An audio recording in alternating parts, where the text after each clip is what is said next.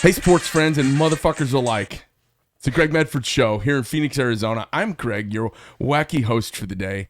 I don't know what episode this is, but we've done a lot of episodes. A shit ton of politics, which I know you guys, some of you hate and some of you love. Part of it is just getting it out of my system. It's kind of kvetching it out, and it's cathartic for me to talk about it, and especially, as we've had congressmen and senators in and we've been talking to them and folks who are going to be governor here in Arizona. It's great to kind of see what's on their mind, see what level their understanding of our challenges that we face are, and have those conversations. I get that out. And then other times we've got folks on who shoot, and we've got folks on who do stuff in relationship to the industry that we're in, and then just general folks in life that are interesting. So today's guest, it's just a random connection that had a kind of tactical flag popped up, and I was like, oh, let's talk. And it's you'll notice we're trying to bring more, a little more, I don't want to say diversity, but I want to bring a little more gender inclusivity to what is otherwise an all knuckle dragging male venue. And I know so many viewers on YouTube are primarily male. As we go over to these other formats like iTunes and Spotify and Rumble, we've got a more diverse audience of people. So I want to make sure I include folks from all walks of life. And we even try to bring in fucktard liberals, and they just don't seem to want to come on the show for some reason. I don't know why. I don't know if it's I'm such a jerk, or they haven't watched the show, or really they just don't have a leg to stand on with their argument and they know it. And so their faith-based worldview, when they get questioned, they can't quite handle it. So today is not one of those instances. Today our guest has got some tactical background and is doing all sorts of entrepreneurial things, and she is from one of the states in the union that is the most beautiful and fucking stupid, and it's an interesting mix of stupid and beautiful up there, which I always love to go to, and to see somebody who's kind of stepped out of that crucible and come back out into America. I thought it would be fun to have her on and have us talk about that. So our guest today is Shannon Monihan. Shannon, how you doing? Welcome to the show. I'm doing fabulous. I brought a little bit of Oregon with me. It hasn't rained. We get rain about every 200 days here. All right, settle down, people. Settle down. Thank you. We feel very welcome. We get rain about every 200 days, and all of a sudden it's raining like a cow pissing on a flat rock today. Because I have a lot to take and throw away from Oregon and get it out of my system down here, because Oregon is absolutely, as you say, let's say, how can I say? It's batshit crazy. Yeah, it's batshit crazy. So Shannon, talk to us a little bit, what caught my attention as I bumped across you online and I saw this Red Frog team thing that you do. So tell me a little bit about that. We'll talk a little bit about that, and I know there's a bunch of other things. I wanted to talk about the politics of Oregon, what's happened up there the last 2 years. You seem to have escaped down here looking to buy some property, but it doesn't sound like you're moving. It sounds like you're going to hedge your bets and be like bistatal. You're exactly right. And I think a lot of us right now in Oregon who are, I err on the side of very conservative, we're struggling because we have that love-hate relationship with Oregon. I've traveled the globe. I've traveled the world. I was a flight attendant for years, and then in business with different startup companies, I've traveled. What airline did you fly for? Delta. So right out of college, right out of U of O, I graduated and became a Delta flight attendant, international flight attendant. Yep. So I was all over Asia, all over China, Taiwan, Korea, all over the United States. Yep. I was blessed to see every inch of this country which is a beautiful country. Yeah. And, when you're young, you think, I got to get out of here, no matter where you live. You could live in the best place ever. For sure. And as I explored the country, I realized, wow, there's something actually genuinely stunning about our state. You're talking about Oregon. Oregon. Yeah, it's beautiful. Yeah. And so coming back to the Northwest after all this travel and years of travel, I thought, How long you been back up there for? I've been there I've just turned 54 last 2 weeks ago. So I've been in there. Now we know. I've been there for a long time. So, were you born there? Is that where I you were was born in Fort Knox, Kentucky, on the Army base there. My dad, I was adopted and given to a family anyway, and my dad was in the Army and moved us out when he did his tours in Vietnam. My mom was from Oregon, and so listen, let's just stop right here. Okay. So there's a lot. You have a shotgun. You're like pouring a gallon of milk over a bowling ball. There's stuff going a lot of different directions. So let me ask you a couple questions now. So back right up. Tell me about this Fort Knox, adopted, all of this stuff. You thought you were Greek or what? Yeah, well, I think we're going to get into a little bit today. And what I'd like to get into a little bit today is who are our female conservative leaders and where did you come from to get your belief system? Oh, yeah, I'm going to get there with you. So I'm going to tell you right out of the gate. Well, when I was, okay, that's a weird story, but I was born, I was given up for adoption. I was born in this little shotgun house with a gun store in the back and fishing store in the back. And my birth mom, who gave birth to me in this little shotgun house, gave me up for adoption. And I was put in an orphanage for a while. And then the family that adopted me, we moved out, was in the military. So, but you don't remember any of that. That was all baby. No, I don't remember time. any of it. And I was, obviously curious about what nationality I am because I'm a little bit tan. Did you do 23andMe? No, I did. Okay. I did Ancestry. Oh, sorry. Yeah, She did. Yeah. Okay. So I was given, but my basis for my belief system, if we get into this a little bit later, was I was, the military lifestyle, the Army base, the Army family. Born in a gun store. Born in a gun store. Which is awesome. My father, I was surrounded by books, military history, war history. I mean, and maps along our wall, my dad was like, the public school system is horrible. So we all went to private school. And my mother was also a teacher. And so basically always knowing a lot about history and military and war and guns and all of that has just been a part of our family and being the, military support family always. Yeah. And anyway, so moved out from Fort Knox to Oregon. And that's what brought me out to Oregon. I can't remember what your question was, but yeah, I was adopted. Oh, I just did the ancestry. So having been curious about my upbringing. Well, you thought your ancestry was something. I was Greek. Right. So they told me that Greek military, how militaries come and train on our Army bases and so forth. I was told he was in the Greek military and my mom was Swedish and blah, blah, blah. And so my whole life, I thought it was half Greek, half Swedish. And then about 6 months ago, I bought the Ancestry.com kit. Did it, and I'm like, kids, I've always told my two children, you're Greek. What'd you find out? Israeli, Iraqi, and Swedish. So Israeli, Iraqi, and from that region. Well, I picked you Jewish in 2 seconds. And the funny thing is, I was raised Catholic, raised very Christian. My mother was a nun, had to peel potatoes and quit, when she met my dad in the Army and everything, and raised very strict Catholic. And when I had to get confirmed, I was like, I don't want to be Catholic. I want to be Jewish. All my friends that have fun are Jewish. Their parents are cool. They smoke pot. They're cash. My dad's like, you are not Jewish. You're getting confirmed Catholic. I'm like, well, this is my choice anyway. So went through this whole thing. I didn't become Jewish, but I very embedded in the Jewish community in Portland because a lot of my friends were Jewish, and I felt like maybe it's the the odd thing is I worked in the Jewish culture in Portland for years, and they kept telling me, "You're Jewish, you're Israeli." I'm like, no, I'm Greek, I'm Catholic, and just found out, yeah. You know what's interesting is I did this thing called GPS, DNA GPS. And they've been bought since by one of the bigger companies. And what they do is I send in the sample and they do your genetic makeup and they tell you geographically where the parts of your makeup are from. So they know certain chains are from Bavaria, certain chains are from the Scandinavian area, certain chains are from Iceland, certain chains are from northern France. I know for a fact my grandfather's off the boat Greek. He came from the Peloponnese. And I've been to his little town with him before he passed away. And there's no such really thing as Greek. Exactly. So what there is, because Greek for the formative Western culture was it was kind of like America. It was a crossroads of people from everywhere. So ethnically, your your mom or your dad, who sounded like he was a transient father. He was transitioning through the United States for a while. Yeah. He could very well have been Greek in the Greek military, because you remember so much of Greece was actually inhabited by Mediterranean Jews. So it would be very, very likely to have Jewish DNA located.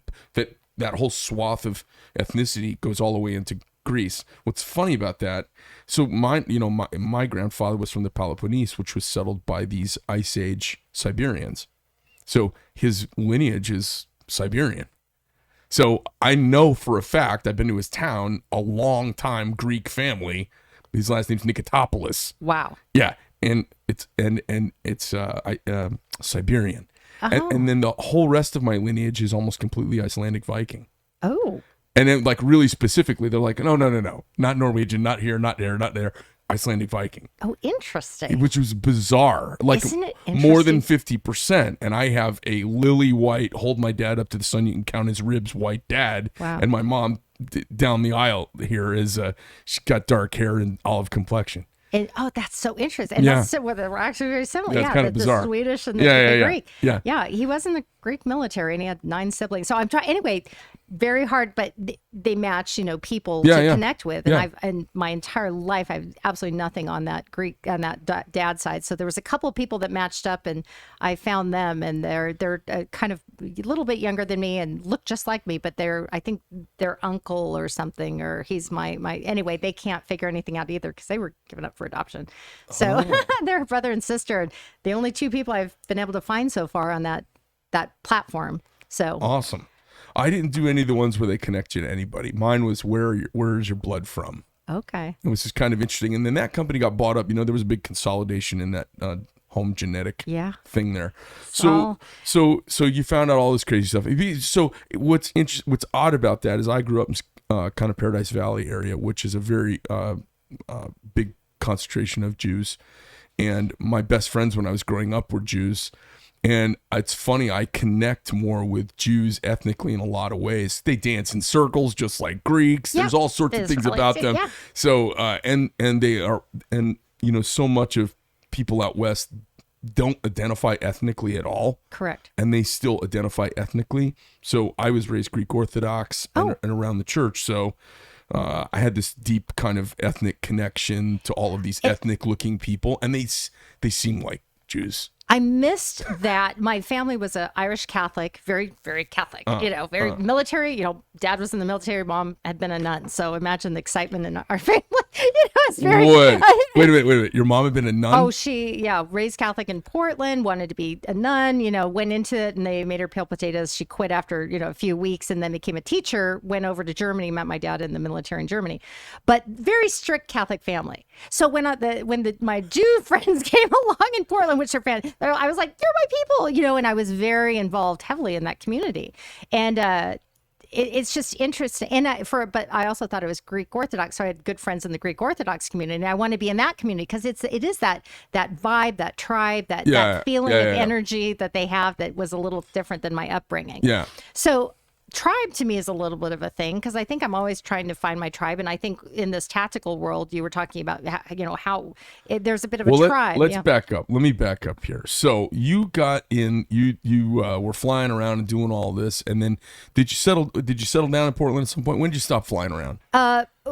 Actually, I was flying around. I was fortunate enough, which is kind of odd for international flight attendant for Delta, I was able to be based out of Portland, Atlanta, Salt Lake, and then Portland. Right. So did the domestic thing, did the Portland thing, and we became the gateway to Asia back in 1992 or so. So a lot of Bangkok, a lot of all that. No one wanted to fly because there was a war going on. So I got senior trips, as a girl that was only 22 at the time. So it was really fun. But based camped out of Portland, and I've always based camped out of Portland. I lived in Hawaii for a year for college, but when did you stop doing the airline flying? I did it. I went through 96, 97. They offered voluntary severance, and I was getting married and having kids, building a log house out in the country, and I was like, I don't want to do this anymore.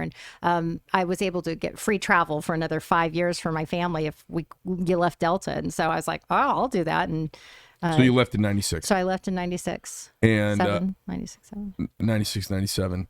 That room always reminds me of that movie, Mr. and Mrs. Smith. 96? No, 97. That's my Halloween 96, costume, actually, this 96, year. 97.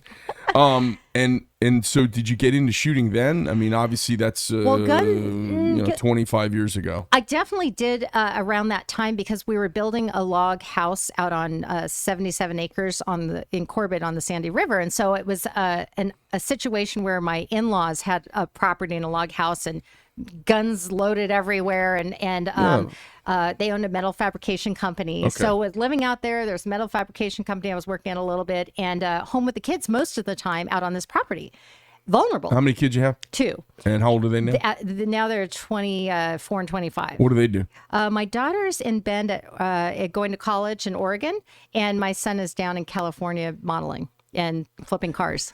He's a model. He's modeling and flipping cars. Yeah, they love him. They're like, we don't know what nationality you are. You're so Interestingly. oh yeah, You're ethnically ambiguous. He modeled quite a bit for Nike and Adidas up in Portland before COVID, and then he's like, and went down to LA, and so he's picked up really well down there. So And what's your daughter doing? she's going to college for business marketing. Yeah. All right. And when did you start the Red Frog team thing that I found out about? Red Frog. Okay, so like I was saying, on the property, I learned about guns and feeling vulnerable. And through the airlines, I learned about guns and about feeling vulnerable. We had terrorist training in case someone took our planes down, and we were taught a formula for responding, obviously. So I was sort of introduced to all that threat stuff. I'm kind of backing up a little bit for Red Frog. The Jewish community. I was working at the Middleman Jewish Community Center, and we had threats back then in 88, 89. Anyway, so I was introduced to guns, threat. I understood all that kind of stuff. And I really cared about guns quite a bit at the log house and protecting my kids. Red Frog, fast forward, I went into the industry of medical aesthetics and bringing medical device products to market. Yep. So product branding, creating a company, doing revenue, investor raise. And bringing a product to market. But I told myself by the time I'm 50, I want to have my own company. I've been doing it for other companies. I've been a partner or founder or whatever. And everyone was floored when I decided to do it in the tactical arena versus the medical aesthetic arena, which I'd been in. But I was really intrigued by SHOT Show and going to SHOT Show. And then someone I was in a kind of a relationship with at the time, I had a lot of exposure. I've always been with sort of dated military people, if you will. And this person introduced me a lot to the GRS contracting community. And I was learning a lot about tactical training and getting trained myself. And I'm like, there's no gateway for people to really do this, especially up in Oregon. And I thought that was intriguing. I thought I've always been in that law enforcement military community tribe from a support standpoint, meaning I'm not a military. I was not in the military, but there's a family of people, we're all USA members, we all have someone in military. Are you trying to make some connection because you're adopted, that you're trying to plug into a tribe greater than your family? Maybe. Because you've had a family since the beginning of your memory. Yeah. But that's a schism that's in our soul, right? Well, my friends have always been like family. I've always had a tribe of great women in my life, or great friends, and that's a tribe. Maybe it's just girls like to plug in and build community. Well, I think so. I think for me, I saw my father struggle after he came out of the military and felt disconnected with a little bit of stress and issues, not issues, but he was away from his tribe.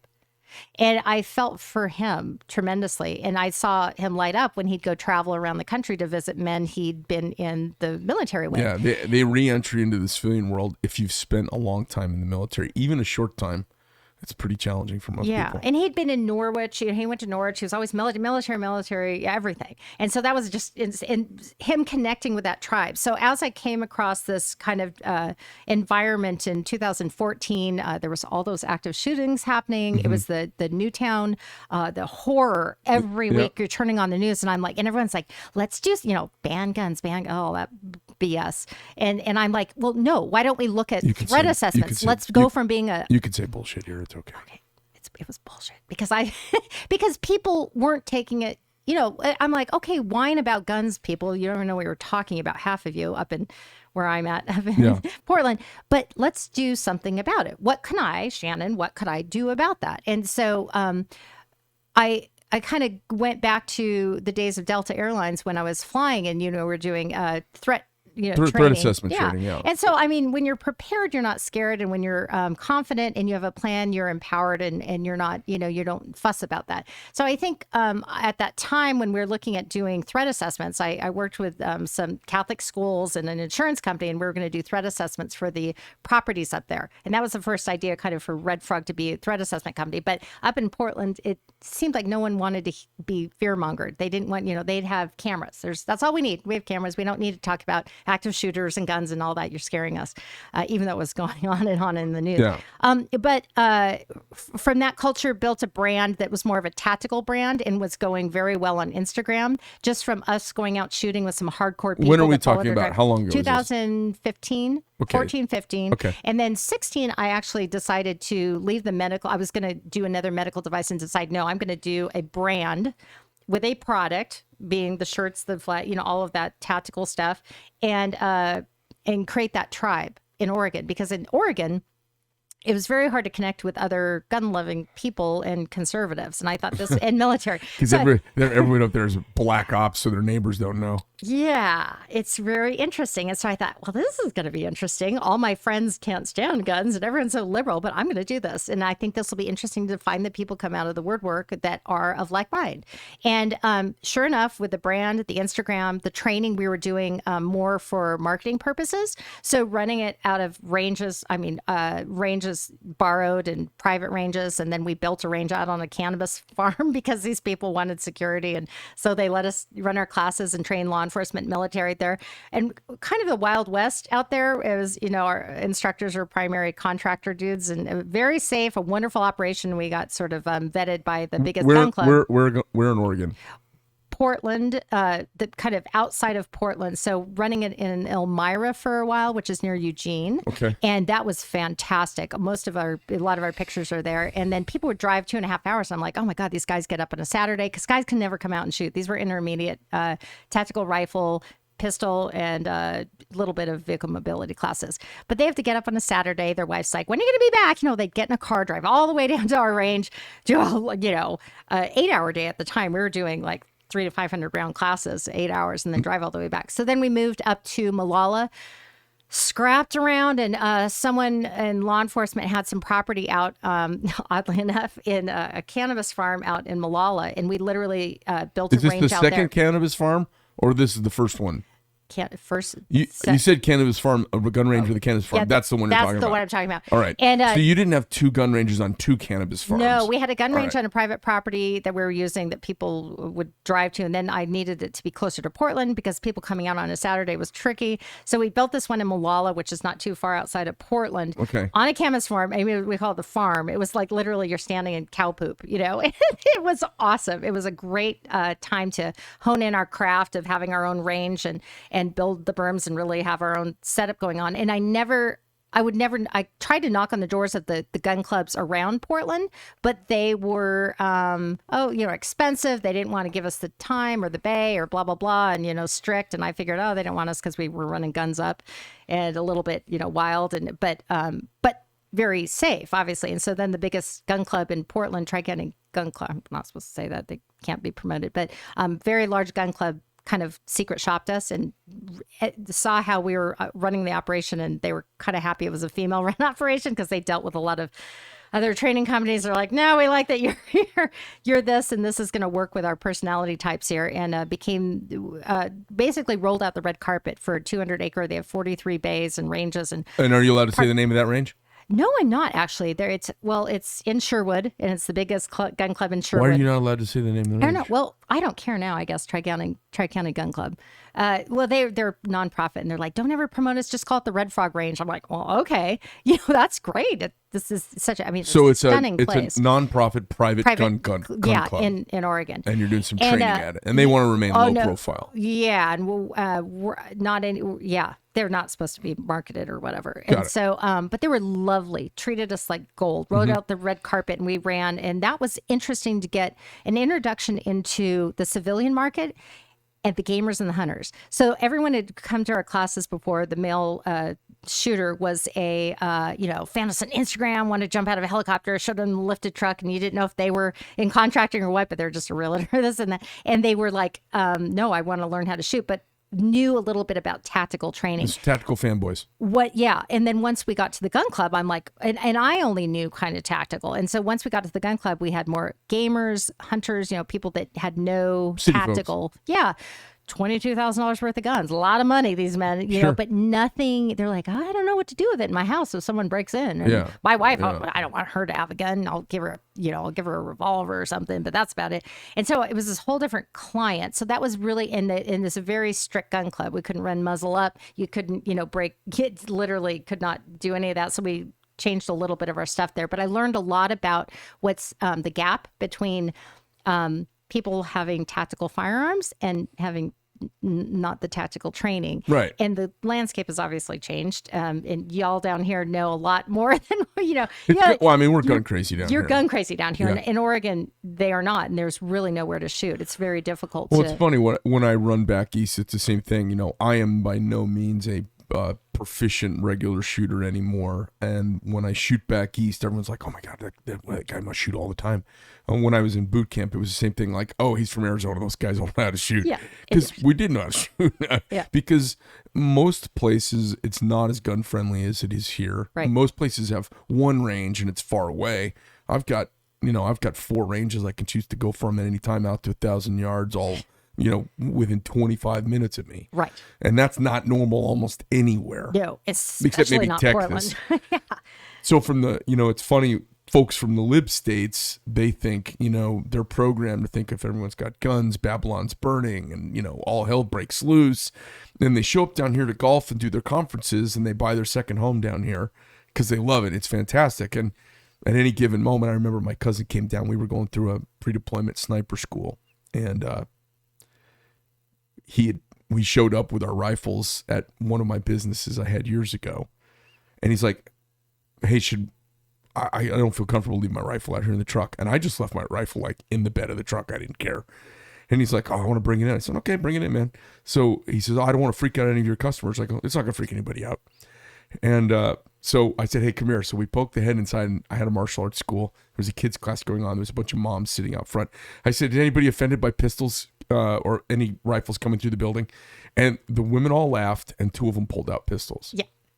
Like pulled them out of their purses. Right. And he looked at me and he goes, oh my God, I'm in fucking heaven. And I said, well, welcome to Arizona. And he goes, all right, I'm going to leave my rifle in the back of the truck with yours. It was pretty funny because just that realization, Babylon's not burning. It's a bunch of people that own guns. Yeah. There's no shootings going on. You know, I've heard more shootings, not in the Middle East. The most I've ever heard shootings is New Haven, Connecticut, where you can't get a gun to save your life down there. Yep. I've heard, I used to sit out like on Friday, Saturday night when I was going to college, we would sit out on the patio and drink a little bit.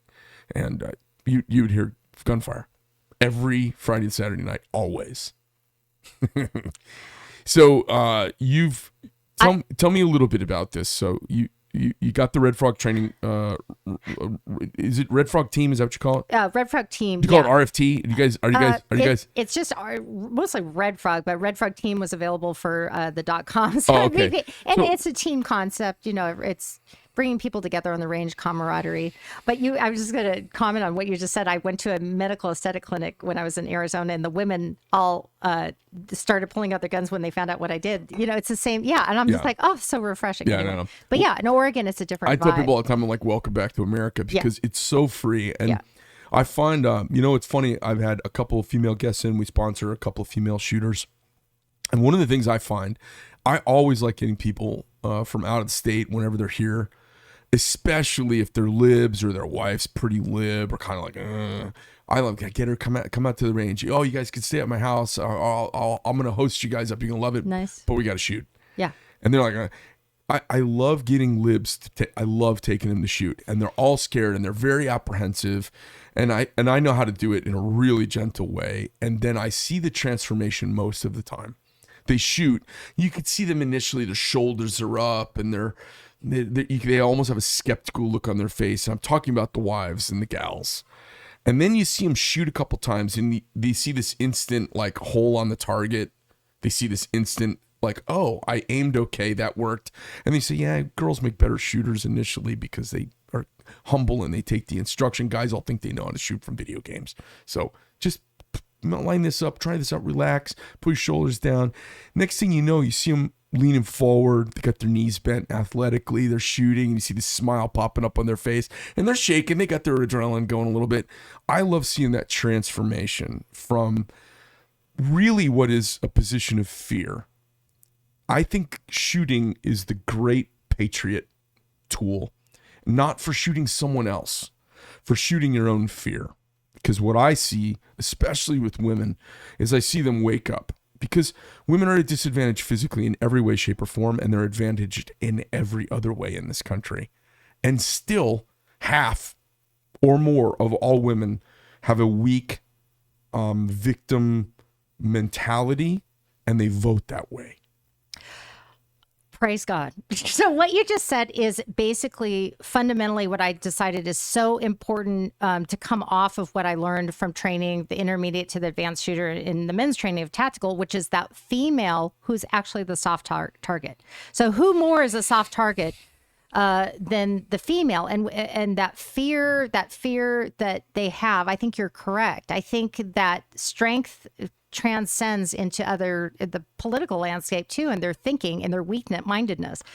I think. So, but now I'll correct you on one thing a little bit. Right, so correct me, it will. You're saying liberals don't like guns, and I found the quite opposite to be true in Portland. Let me tell you what. So when we started training at the gun club, all of a sudden we're in a different tribe a little bit. Yeah. I'm like, wait a second. I thought, liberals don't have guns. Well, that's not true. I mean, at least up there, let me tell you what, we had a lot of people, which kind of changed the culture of our brand a little bit, because our brand is a bit Black Rifle-ish. It is a bit, centric around patriotism and conservatism and all of that kind of thing. But I'll tell you what, there's a lot of Portland liberals with guns. And now more than ever, the last 2 years, a lot of liberals have bought guns. And so, and you talk about the women. So what I really... Just like there's conservatives who drive Tesla. Yeah, exactly. Yeah, there's crossover, and I get that. There's crossover. But I think the most important thing, and I think one of the best things all of us can do, everyone's like, you can't win the conversation at Thanksgiving. You know, when all the relatives get together and you got the big mouth liberals and you got the big mouth conservatives and you have that, it's like, and then, grandpa says, no politics. Let's just family time. Let's just enjoy each other. Right. This conversation's happened millions of times in the last 2 years. Like never before, and literally dividing a table. I find shooting, actually, people say, why do you shoot? I say, I think it unifies people, and I think it wakes up their patriotism, because they don't listen to the dumbness about gun stuff if they're familiar. Right. Everything's magic until you know how it works. Right. And when people see the group of us behind the scenes who are gun people, they go, oh, these are my neighbors I can most count on. These are my neighbors who will help me with a flat tire. Yeah. These are my neighbors who will pull the reins in on their kids if the kids are out of line. These are my neighbors. These are my neighbors at school that I like the most. You find these.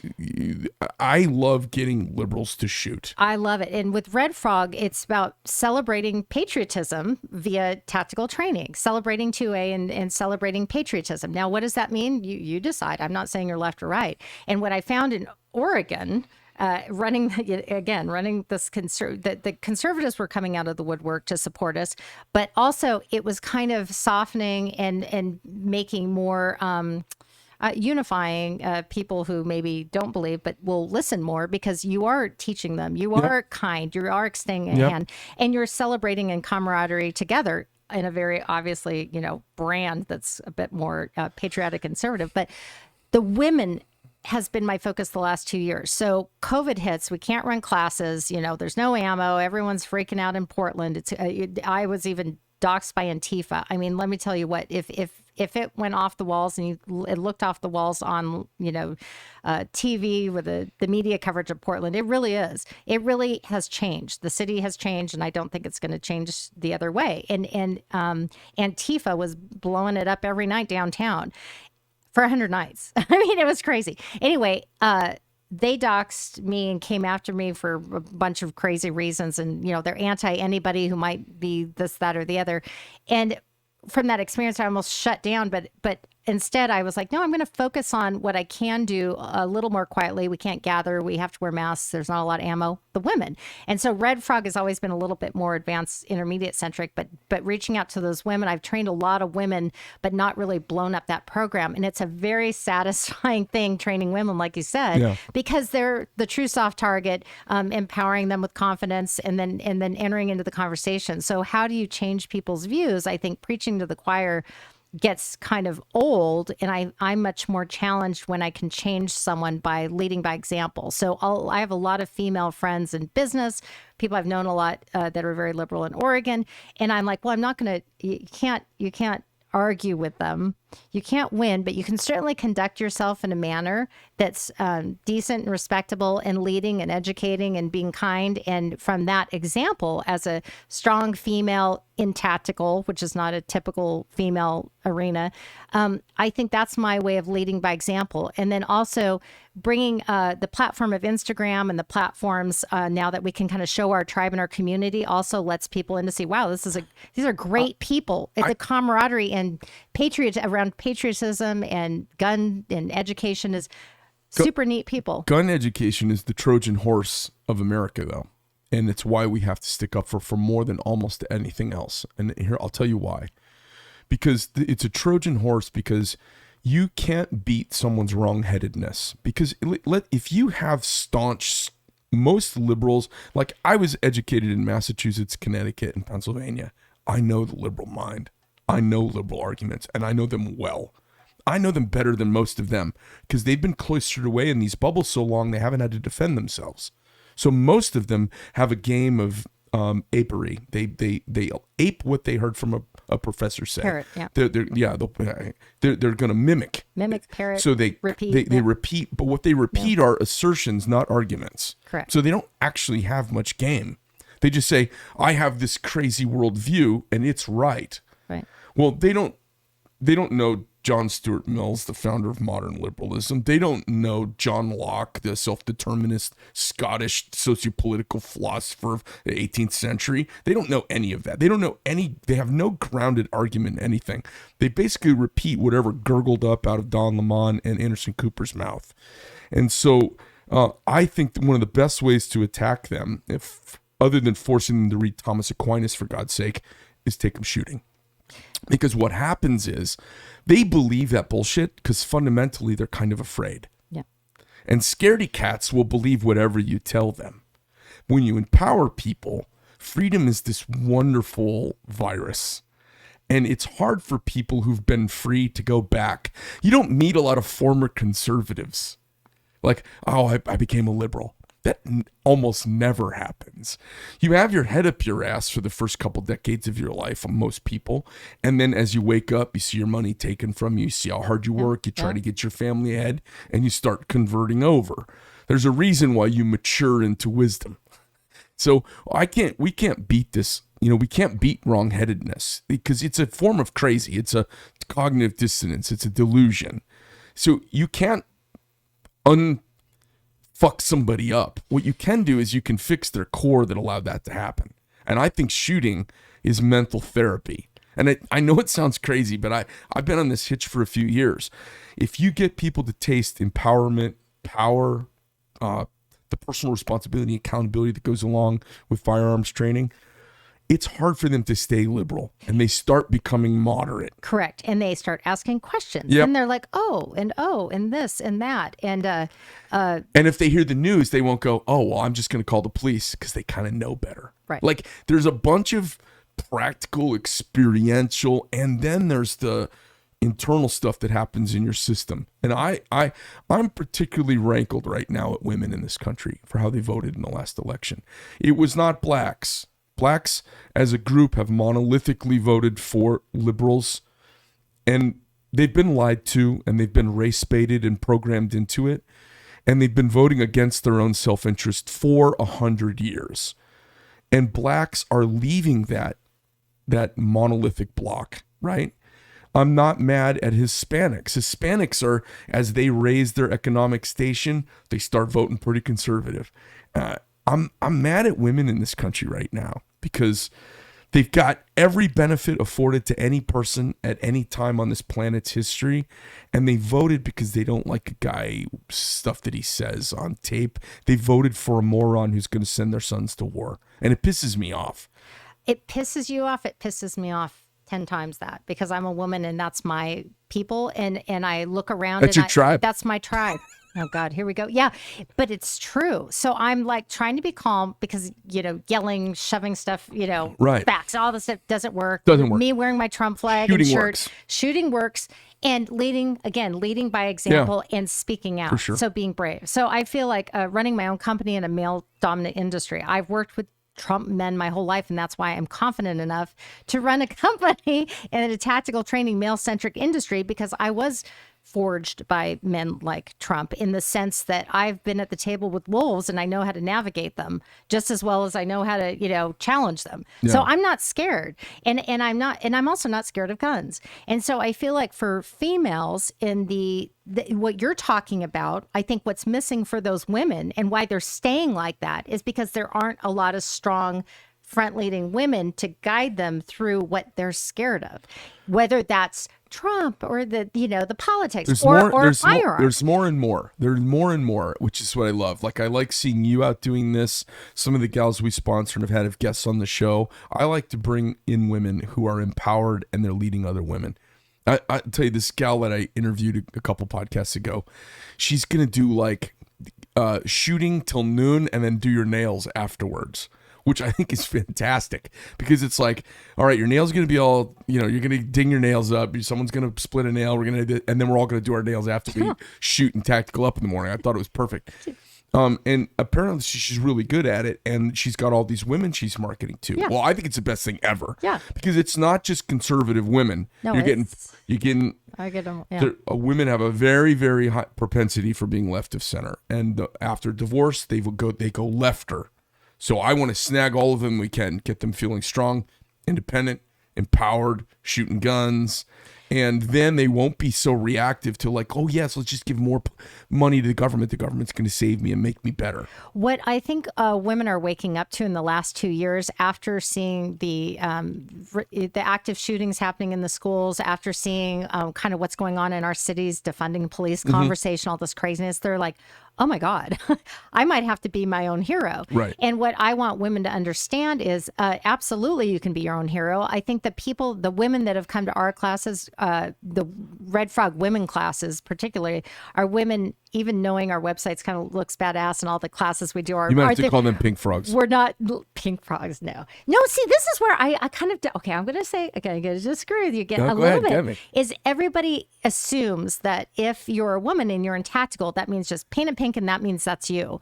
Where I've been trained, I've been around all the men, like the hardcore men, and I want to be, I want similar training. I don't want it to be pinked up, meaning I want women to feel like what we were doing for Red Frog for all the men is, and I was in there doing it. I was on, rifle lines left and right, and filming also for social media, holding my, and I want women to understand that you can get in there and be in that environment and be comfortable. And I think for me, with my company, with Red Frog Women, because so many women that have come out are driven by a feared a threat incident. They were either a realtor who was stalked. They're a little reactive. They were hunted down on a trail. They were a nurse. So they're triggered by something. So that's why they're coming in. But I feel like if women understand that their capability and their body and I'm not, you see me, I'm not a jock. I'm not an athlete. No, you're 5'11", 175 pounds. Yeah, I'm 5'4". I know, it's I'm like so little. But the thing is, I'm not scared because I have so much information in me for the last, 7 years of being around the best and learning from them. And so I'm not scared. I don't feel like I'm, as vulnerable as maybe I was prior to all this. Tell us about these folks you've been training with. Who you've been training with, and where do you get this experience? Because everybody wants to know the bona fides. Okay, so the the former Special Forces, there's a world of contracting that comes after military service experience in the Special Forces community. And the men I was meeting at the time that were instructors were coming out of that that world of the GRS contracting world. So from different branches of service, from whether it be Ranger, Green Beret, Navy SEAL, so forth. And at the time, it was seeming like I was meeting people who were trying to market themselves in the world of work and not talk about that skill set. And yet, I think it's very interesting to translate all that great knowledge into a civilian application. And also, it was an opportunity to get them in that state of mind like my dad needed and camaraderie with peers on the range. So that's who I you kind of corralled them up with my friend who I was saying about. And we started creating this environment that was more centric around the more advanced shooter and just selling the shirts and hats and everything. But then everyone was seeing this cool training that we were doing. And they're like, I want training. I'm like, oh gosh, I'm not going to be liable for a live fire company. And then of course I did. I'm like, okay, once I understood once I understood everything, I was willing to take on that. Are you guys fully back up and running now? We will be in Bend, Oregon. And I'm also looking down here and we're also running in Park City, but not full up and running again. So you don't have a schedule. You just do classes when you... Well, we were running twice, 3 times a week on a consistent schedule at that gun club. And now I'm noticing it's going to work a little bit better to do more quarterly event-centric events and just kind of pull everyone in because we're running ragged. People would cancel and then you've got 3 people instead of, so I'm going to do it a little bit more event centric quarterly. And Bend, Oregon's a little bit different climate. We can't run like we could in Oregon. It rains all the time, but it was mild. And in Bend, you've got the winters where people actually don't want to come out as much until the winter. And so you've got Bend, Oregon, where you're going to do events in the summertime. Yes. So coming up is a sage rat thing that I'm going out to. We can do long range out to a mile at this event out in Eastern Oregon, Christmas Valley. And are you the host of that event? No, I'm not the host. I'm a guest of that, but we're going to introduce long range, and some people involved in that are going to gave Red Frog some property outside of Bend, about 22 miles outside of Bend, where we can shoot out to 1,500, out to possibly a mile. So for rifle out there, long range out there. But what I'm really interested in is getting my tribe of women in Bend and also starting pistol, just drawing from a holster training. I'm doing some of that in Park City coming up. I'd like to explore that here, but I don't think we could run it here because here everyone knows how to shoot. So how's the Park City thing? Park City, we were running that out of a range that was a public range, but they just closed that down because they had, it's sparking fires. And so I think we're going to have to run out of a different place there. And that I have a group of women. What made you pick Park City though? I mean, it's one of my favorite fucking towns on planet Earth. I love Park City. Based in Utah for Delta for years, and my ex-husband and I were out there. And then for Red Frog, I was out there training, and Black Rifle guys were out there. Evan and one of my exes knew Evan and the Black Rifle guys, so we'd go out there. We'd be training friends of ours in Park City who'd rally groups together of males and females, and that's really where I honed in on the Red Frog women thing because the women wanted me to pull them aside and do a different kind of training. Right. So you guys are up there summertime when it's not snow season. April through June. Yeah. Okay. Yeah. Doing training for pre-registered guests. So I'm also not going into open enrollment anymore. The Portland scene there, I got nervous about who we were training because of all that stuff. So I'm like kind of vetted people. Yep. And Park City is a group that has advanced over the years. So they're, the women that come out, they'll bring a few newbies, but we can move and shoot. So you have a network you've kind of already built with people there. Yeah. And then you're thinking about doing it down here also? Well, I mean, maybe. what's down here? It would be, it doesn't feel, down here it feels like everyone's already kind of rocking and rolling. There is a lot of rocking and rolling down here, but what there also is a shit ton of people who haven't shot yet and still half the state's left of center. So there's a gigantic market of women here. There is a gigantic market of women. My goal, after seeing how I was able to be a little bit effective during COVID in virtually communicating with women, talking to women, doing training to, twosies, doing a lot of virtual stuff, non-live fire, just where I get them the information prior to them even coming out. I feel like what's needed, and that's why I started the podcast this year too, is like, okay, you can have 12 women on a line, but I want to get information to, 25,000 women at the same time. There's a lot of information they need before they even get the gun and before they even gear up. So I feel like people don't know what they don't know when they have their first firearm for women because they've been handed something by maybe someone in their family or a relative or a husband. Sure. And so they're not sure why they have that tactical firearm versus a revolver or why they would like an are you AR. thinking about doing like an online video course or something? Well, I started the podcast this last year into trying to transition into a conversation also to draw in women, but continuing that in-person training, but also providing more online classes. Yeah.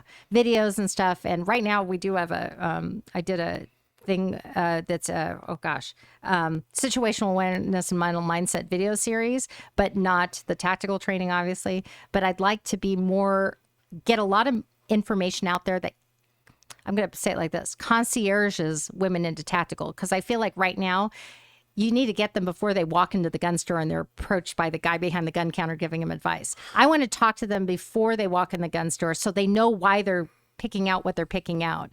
And so I feel like to do that, you have to get on these platforms, the podcasting, the Instagram, all that, and get in front of these women before they're, with a firearm in them, because they don't know why they hate ARs. They don't know why they want a pistol over an AR. I love my AR. I prefer that over anything. And so I feel like they just need more leaders to concierge them information. And I feel like it's a lot more palpable coming from a female to a female.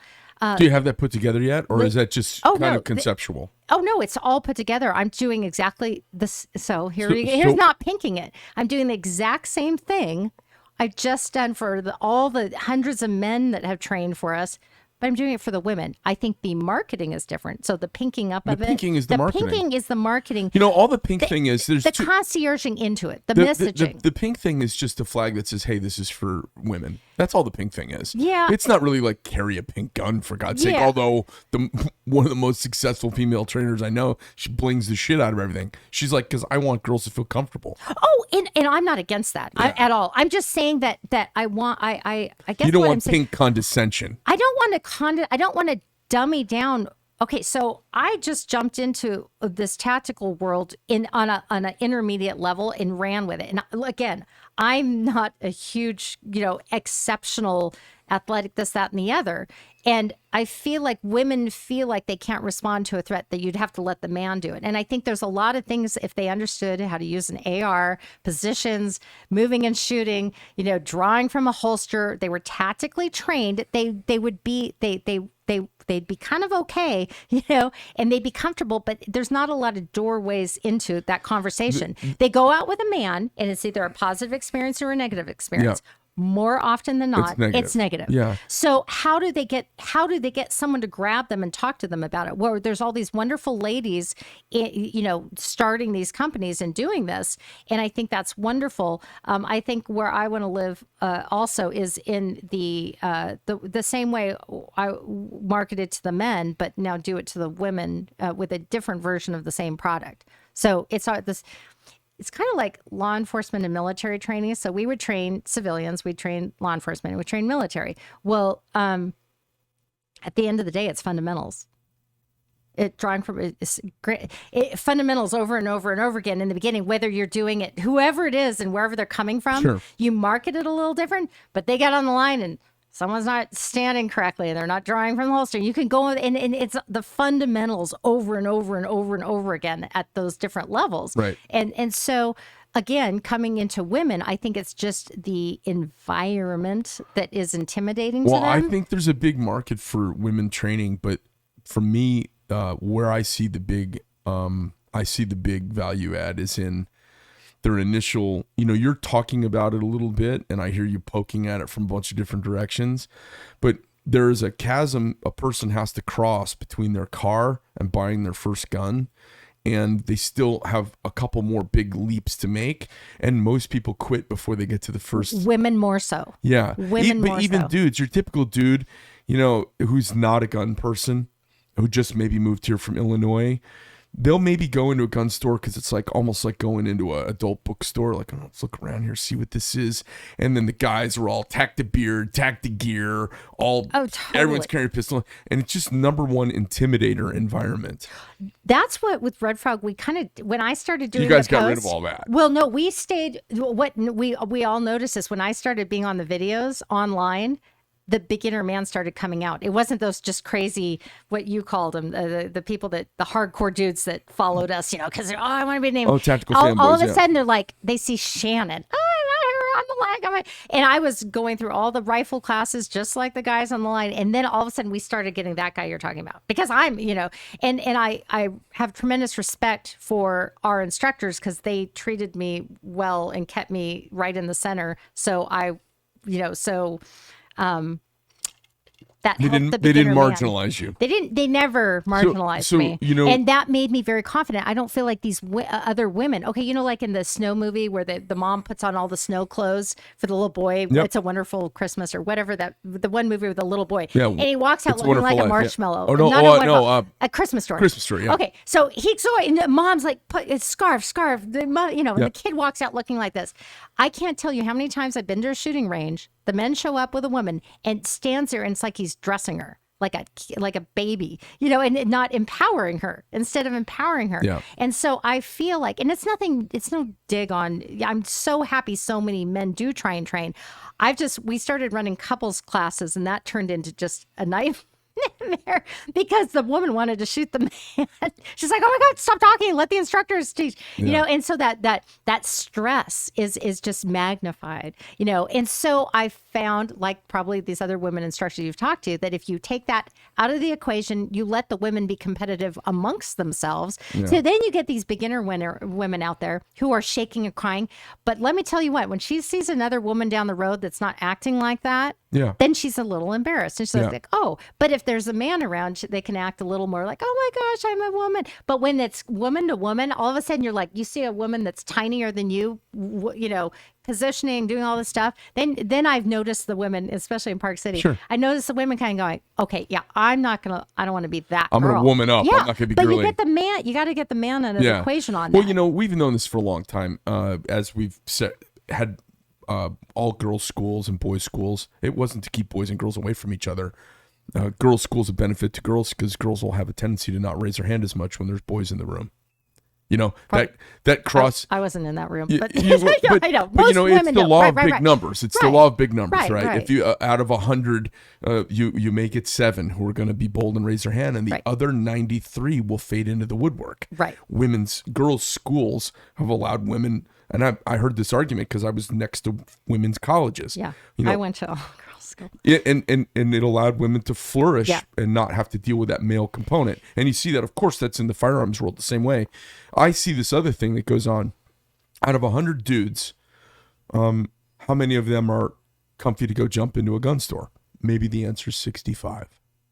That means 35 they won't even go. Their mind doesn't want to cross that chasm. They don't want to drive in. Not only will they not drive there, they know they don't want to go walk in the gun store and deal with a bunch of fucking alpha weirdos. Yeah. I don't want to go deal with a bunch of bearded guys who think they're cool.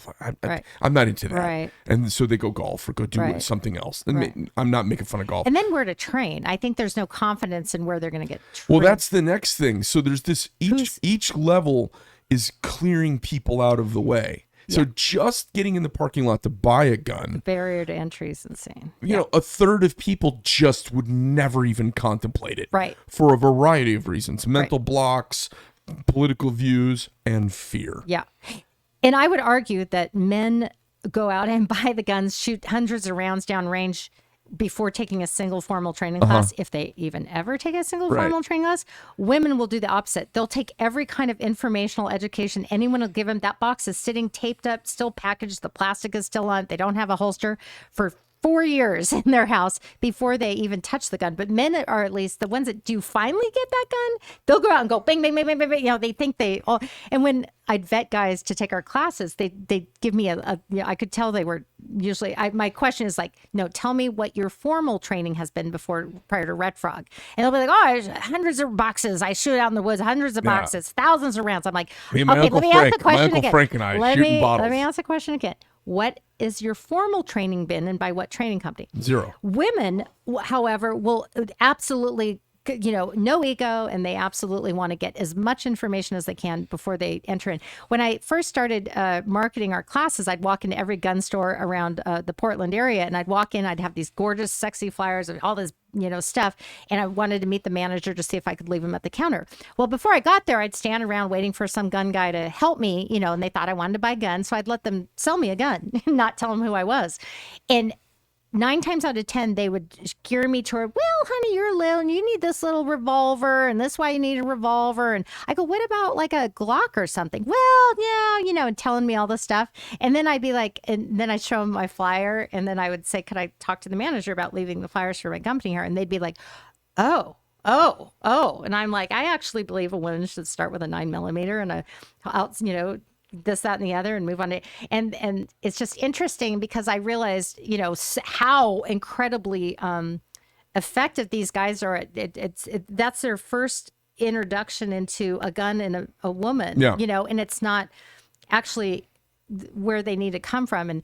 And so what I found with my company and my approach to women, and for women, we talk more, we're a little bit more emotional, we've got some kind of story to tell that is why we're getting a gun. A lot of women, some women just love guns, but some women actually had to get. Did you get them to cry?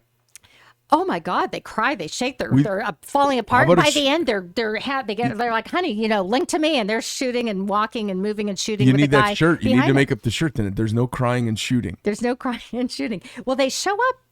Some of them who were kind of, apprehensive show up with a story to tell of why they were feeling vulnerable and feel like they needed a gun. So they want to be heard a little bit. I think the men's classes are like, you get them out there, just get going. But women need a little bit more information. They need to be heard. They have a different reason for having a gun. They're either in a gun-free zone and they want non-lethal options, all these different things.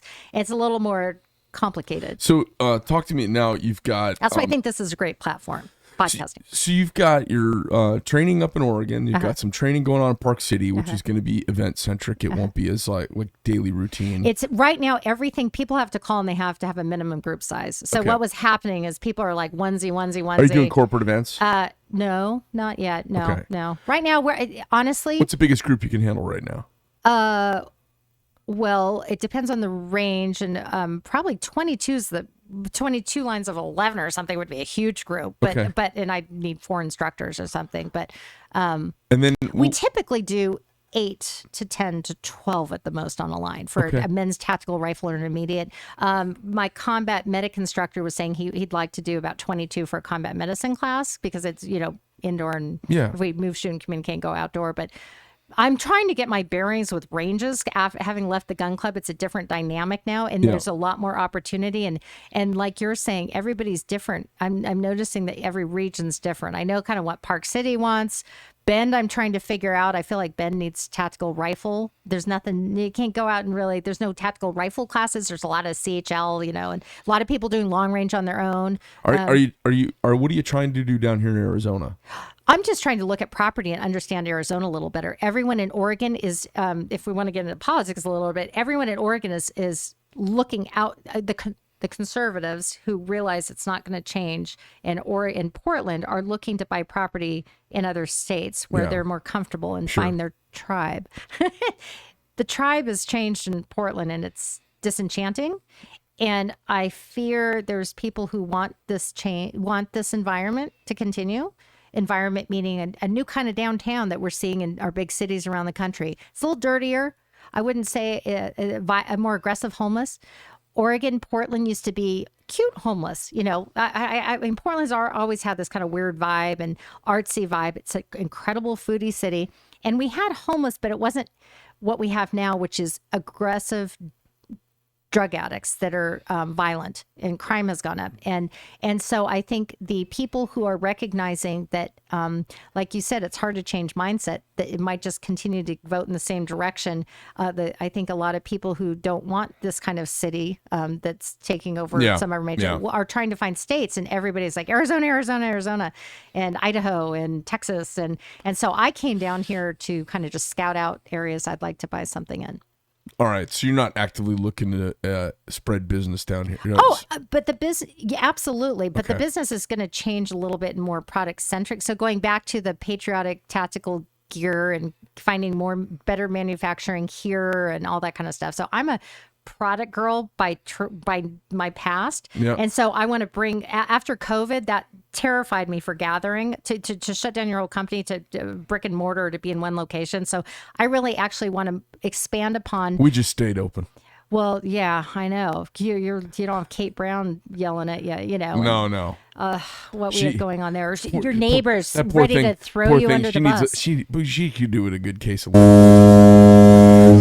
I already had Antifa docs. I'm just not gonna say it. I'm already on there. I'm not political, but up there too much because I really do want to be unifying people. That's why I started Red Frog Stop, Listen, Shoot. A lot of You know you have to move. You know you can't stay there, right? You know, it's a hard thing when you really enjoy the landscape of Oregon from a nature perspective, Right. meaning I love the oceans. I love the high desert. I love Mount Live Hood. free or die, though. It's built in. It's hard to get away I know, from and it's it. hard to get away. I'm the climate. I've got family there, so that part is hard. So you I go put visit one them. foot in the So you door. visit them a couple times a year. I'm a little freer now, so I have this. So I'm in a different place in my life right now. I'm a little bit of an empty nester. I'm single. I can kind of go out and check out, put my toe in the water in different cities, check them out, and figure out where I'm comfortable because I'm not comfortable in Portland. I used to go to Portland every year for Blade Show West, and the last couple times we went up there, I know there were weed stores everywhere. Oh, and I don't fundamentally have a problem with marijuana any more than I have a problem with Macallan or whiskey or whatever. I mean, these are just things that unfortunately a lot of humans just abuse and don't do well with. Yeah. But I don't have any problem with that. And as a small government, leave me alone kind of guy, right. I'm kind of like, all right, but I really want to buy my weed from like a Mexican or a black guy, and I don't want to pay taxes to the man. I don't want a license. I don't want a $400 little electrical thing to help me do it. I mean, I don't smoke weed, but if I did, I'd be gangster about it. I would not be a retail buyer standing in line like a hamster down at the green building. So those green buildings all popped up, and I noticed the city changed almost within a year. Strip bars and cannabis stores like crazy, but then you combine it with the defending And of the place, strip the bar homeless, and thing the is crime. so weird. The bars with a little exotic dancing at a bar. Oh, every corner Everywhere. in Portland, we have the highest amount of strip. bizarre. What is that all about? It's a culture. I feel like, and I'm not going to be preachy or anything, but I feel like Portland has lost God in a way, or they're in just the spirit of Portland went from weird to creepy. You know, they liked, okay, there's one thing to be creative. I was very proud to be from Oregon from an advertising perspective when I launched a company back in 2006. It was a light device in the beauty industry and launched in New York and LA. And I could brag about how Portland is the eco-friendly packaging. And then we have this, creative mecca for Nike and all the advertising that comes out of Portland, the creative branding that comes out of Portland. That was a feather in our cap. And the not the eco stuff, but the not the gay donuts. No, just the voodoo donuts. God. No, so there was a charm about Portland that there's a creative mecca. It's a lovely town. But what's happened is it's gone from Portlandia, funny, cute, It's gone from quirky, quirky to creepy, No, it absolutely dangerous, has. and not centered in a healthy core. I mean, I don't want to be. I just feel like it's lost the good values. So we're up there, and I bring my son along. At the time, I think he was maybe 9 or 10 for his first trade show. So he's going along with Dad, the knife maker, and my team is there, and my boy gets to hang out. And one of my friends and supporters of the company, he brought his son as well, so our boys would hang out, and they hung around and worked the show with us. At the end, we're standing out in front of the Portland Convention Center, right there, right there. And there's a weed shop right across from the entrance to the Portland Convention Center. Yeah. So people have traveled it. Yeah. So there's just weed everywhere, and we're standing there, and this homeless guy comes up and hits up my son for money, and he's never experienced this, so he looks up to me like, why is this creepy guy asking me for money? I'm like, hey man, we're not buying today. And I was like, and the guy was like, then he started to get aggressive with me. And my son was kind of backed up. So I kind of grabbed my kid and put him around behind me. And he starts leaning. I said, hey, man, I'm going to knock your fucking teeth out. I'm not from this pussy town. And the dude looked at me. I said, fucking, we're going to do it right here. And oh, fuck you, man. And the guy walks off. But he was ready to get into a fight if we didn't give him money. Yeah. And I was like, I turned to my son. I go, I told my son, I go, this is what Democrats and liberals have done to this country. How long ago was that? This was 3 years ago. Yeah. So I've traveled, I think, I don't know if I was telling you this, but I traveled, Bangkok, Thailand alone as a woman, a businesswoman, Yep. Africa, Cape Town. The only time I felt threatened has been 3 times in downtown Portland versus being in other countries, New York, South Beach, all Yep. over. They're alone. I'm very confident. And they're female getting traveler. weird. Like New York's gotten weird now, Yeah. too. Oh, yeah. I mean, but they're getting, yeah. and Venice Beach has changed. Yeah. Santa Monica has changed. I've traveled a ton during COVID, actually. I'm, one of those people, I've been traveling a ton and doing my thing during COVID and kind of ignoring everything, but not ignoring everything, but not worry. I don't worry. I'm not living in fear. Crazy. And Portland, the most uncomfortable threats I've had have been in downtown Portland. Yep. But it's like you said, it's a different kind. It's not. Portland used to have kind of, we had our Burnside Saturday market and kind of, bugs around. I liked all that stuff. It was fine. It was it was fine. But now it's not that. No. It's an aggressive drug addict, mentally unstable person that, and they're coming out in droves. Well, you see it in Portland, but it's going on everywhere. Everywhere. It's going on Everywhere. in every major city in the country. Yep. That The is, trash, the vast majority of them are heavily, cities have a tendency to be heavily Democrat. Yeah. And then it's turned into a negative feedback loop. Yeah. Not actually helping anybody. Nope. They're cutting a wide swath for people who normally would hit the wall and either face incarceration or rehabilitation. Yeah. And now they're just making it okay. We have a they're giving them professional money, yeah. we have a professional class of homeless people that are here in this town as very well. strategic, and they've found their mothership is Portland. Yeah, it's like a The niche. mothership. The zombies are coming, and it's conjuring a new spirit of Portland, and it's conjuring a new culture that doesn't feel healthy. And it's the opposite of everything we are all here for. We are all here for better schools, a life that is our home values going up, saving so we can retire, living better, buying better, thinking better, making better choices. Right. And it's the exact opposite of all of that. It- We've got, our time's going to wrap up here pretty soon. You've got tactical training in these 3 places. Tell people where they can go find you. redfrogteam.com. Right now, if you have a group, you have to have a minimum group size. You can contact us directly on the website, write a message. What's the minimum group?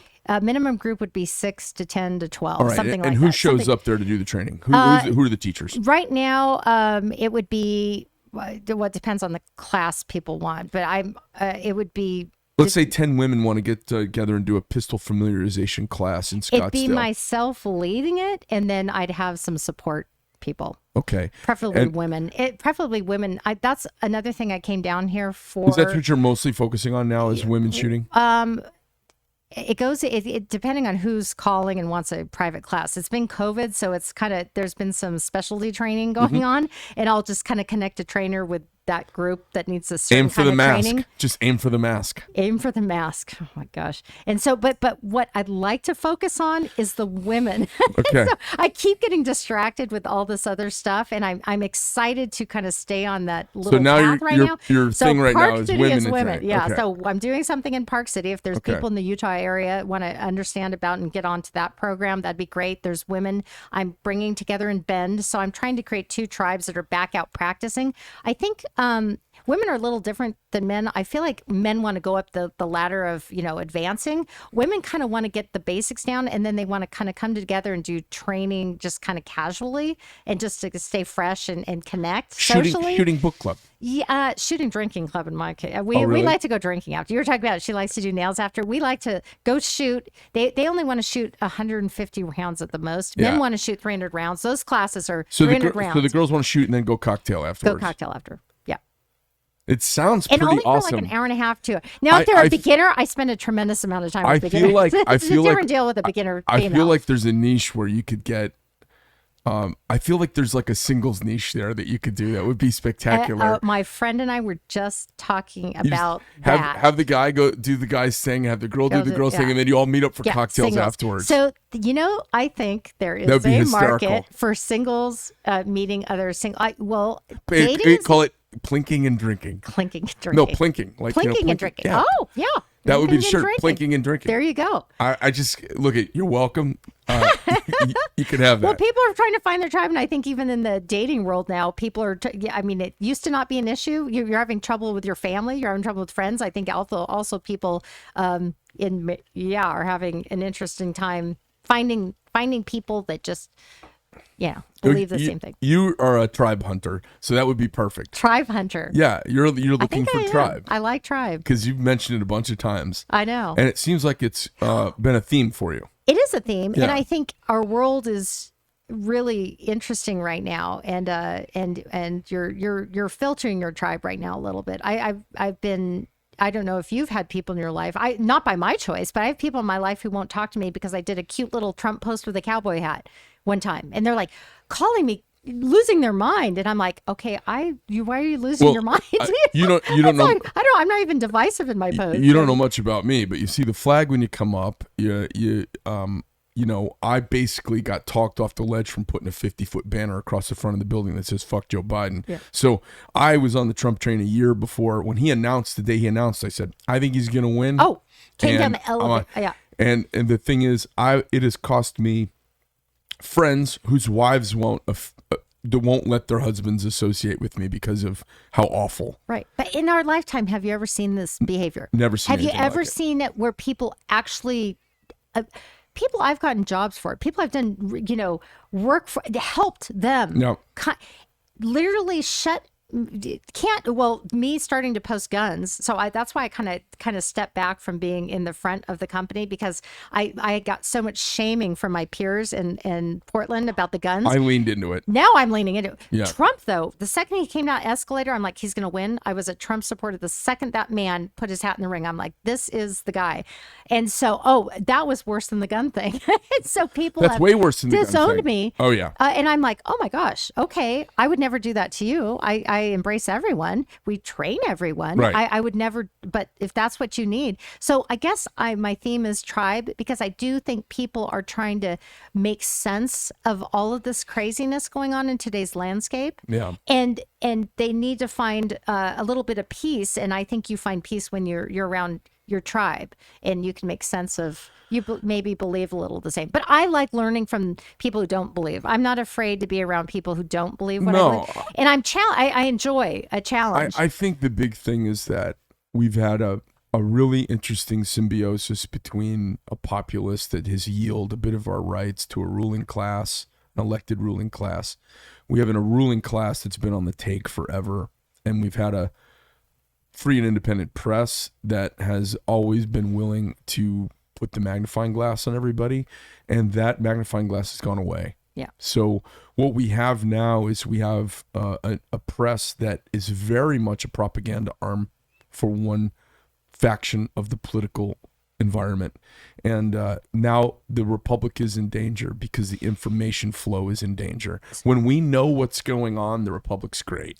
So you said, what do I want to focus on? And there's been the classes. When you're doing a class, you're only affecting so many people on the range. I really am, my background is marketing and media. And I really, really believe that we need more platforms having these conversations, because we've got, the left is very much infecting Netflix and all the shows that are being created, the content. So all our young, and our you youth, can see it. the schools, it's permeating. it's permeating everything. in these themes and all these crazy, kind of this very Portlandish theme that doesn't feel wholesome. I'm not being weird about wholesome. I'm just meaning there's a lot of things going on that they have control over these platforms. So I feel like I would like to put my energy going forward a bit more in the direction of conversation and being out there as bringing up being brave to have those conversations and not feeling shamed anymore. This is my being challenge. Okay, and I think we need more leaders. Well, this is my challenge to you as you go forward doing your thing. Is you weren't in the military, you didn't do these things. I've heard you say that,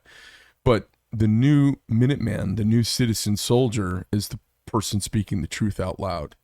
Yes. You may not be able It's more to. dangerous. You can't go pick up a rifle now Yeah. and go be a Minuteman for the country because there's no revolution or civil war. The revolution right now is information. 100%. And so that is the citizen soldier you can be right now. That is the best way to serve your country. Right. You could go be a Lance Corporal in the Marine Corps, and you're not going to serve your country the way you are telling the truth out loud. And it's actually a brave thing right now. So if you are brave enough in my town to be able to say my truth and speak my truth, that's actually dangerous. It was actually in Portland is kind of, and so it's a new kind of challenge. And I think my strength is obviously in this arena right now, and I think it's kind of my uniqueness right now that I can contribute as far as a female in a male-centric industry. So making more women comfortable. Well, I think it's an important mission because women failed in the vote in the last election. Women did not do well. And so the more women you can touch with freedom, I don't actually care how they vote. If you touch them with freedom, they're going to vote. They're going to get their polarity set right. Correct. Their polarity's off right now. Correct. So that's what needs to be. And they're being shut down by the voices that are out there on these platforms. So we have a lot of different people out there saying things, and there's a lot of different personalities. You're a personality. You've got the Black Rifle guys. You've got, the Fox people. You got Joe Rogan. Now you have the English guy, Russell Brand, who's I think kind of effective. Yeah. He's making things palpable and, giving them a dose of some information in a more receivable way. I think that's where I could serve a little bit. It is the new press. And Yeah. it is the new most important thing. Yeah. Because the old press has failed, and mass media. The thing about mass media, they're squealing right now because they're irrelevant. Yeah. And they've gotten irrelevant because they've become so diffuse and decentralized, and watered down, and after a while, their bullshit people start to sniff out. And they've lost all credibility. Yeah. Brian Williams was fired from NBC for being a liar and then rehired by NBC. Exactly. They don't care about the truth. Exactly. They just care about optics. Exactly. And everybody senses that. Right. So, the most watched person on planet Earth right now is an MMA guy with a bulging neck who clearly does mushrooms and steroids. Right. But he's authentic. And I think that's the appeal of he's Trump. authentic. And so I think you and I are being authentic. And I think Oh, not people, me. I'm actually a gay liberal, but I Well, just do this for the show. You fake it really well. But I think I think that's where I'd like to, where my heart is. I'd love to speak a little bit more at like tactical events, maybe even, because I feel like there's not a lot of women, tactical conferences and that kind of thing for, in the women's area a little bit. I just feel like there's just not a lot of, I just think the conversation and leading by example is important right now more than ever. Well, sure. Well, thanks for coming in. It's been a pleasure having you in. Let's talk quickly. It's redfrogteam.com is your website. Correct.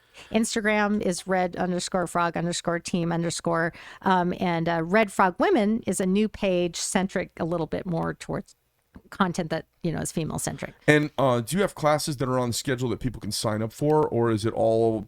It has to be scheduled and sorted? It has to be right now during COVID, and having moved from just so you know, COVID's over. COVID's you have to quit in saying Oregon. that. It just you have to quit saying that. We're all done with COVID. No, I know that's the horror of coming out of Oregon. Where I have PTSD. I'm traumatized. I mean, literally. You can say because of COVID. I'm like, what the fuck is she talking about? Oh my gosh, Oregon is so insane, and that's the trouble with the in-person training. People are you vaccinated or this or that or that? And so I'm just like, I don't want to be around. Like it's really hard to run a group training class with all of these dynamics. Leave Portland. I know. Yeah, in Bend, I thought was a little better, but it's it's permeated. And what's crazy is really staunch conservatives who are around it too long, it's permeating them. Yeah.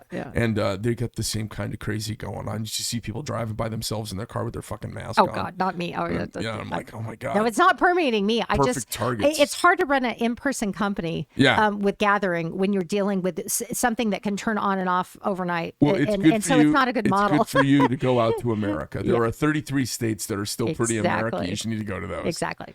Well, pleasure having you in, and you. very nice to meet you. Yes. Awesome. Thank you. All right, sports fans, bringing people in from all walks of life with all sorts of perspectives. And ladies, get your heads straight. You voted wrong in the last election. Taste some freedom. Go get a pistol. Go to range. Get a class. Get your shoot on. Get a little Second Amendment therapy. and it'll ground you a little bit. And the government, you'll remember down in your soul that the government will not be there for you. You can find your 9mm Goose Faba. Greg Medford from the Medford Show out here in Phoenix, Arizona. I'll see you next time.